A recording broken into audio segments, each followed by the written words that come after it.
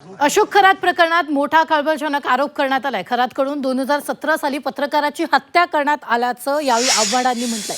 एका वर्तमानपत्रात 10 आर्टिकल छापून आले। आमदार जितेंद्र आव्हाड यांनी हा गंभीर दावा केला। अधिकाऱ्यानं किती पैसे घेतले फडणवीसांना माहिती आहे असं सुद्धा त्यांनी म्हटलं। दलित समाजातील मुलांवर खोटे नाटे आरोप करू नका असं संजय रोकडेंनी म्हटलंय। तर आव्हाड यांच्या आरोपावर संदीपानी कुणालचे काका संजय रोकडे यांनी प्रतिक्रिया दिलेली आहे।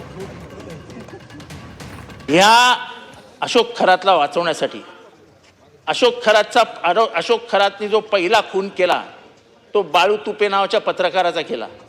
ते साल होतं 2007 साली। नाशिकमध्ये अतिशय शांतपणाने ही सगळी चर्चा चालू होती की असा खून झाला, पण तेव्हा कोणी याच्यावर हे घेतलं नाही, गांभीर्याने दखल घेतली नाही। सकाळमध्ये याच्यावर चर्चा झाली। सकाळमध्ये 10 सातत्याने लेख लिहून आले अशोक खरातवरती। म्हणजे अशोक खरात महाराष्ट्राला माहीत नव्हता, पत्रकारांना माहीत नव्हता, पोलिसांना माहीत नव्हता, अशातला काही भाग नाही।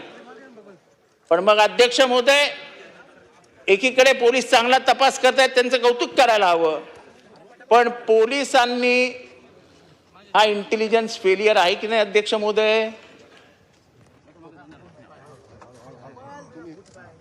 आव्हाड साहेबांना माझी एक विनंती आहे की असे खोटे नाटे या दलित मुलांवर असे आरोप करू नका। दलित समाजातील गरीब कष्टकरी मुलं आहे, त्यांनी 2008 मध्ये हे घडल्यानंतर 2 वर्ष सेंट्रल जेलमध्ये राहून आल्यानंतर कमीत कमी 7 ते 8 वर्षांनी त्यांनी कोर्टाने त्यांना निर्दोष मुक्त केलेले। गरीब घरातले मुलं असल्यामुळे खोटे आरोप असल्यामुळे ते कोर्टातून निर्दोष मुक्तता झालेली आहे।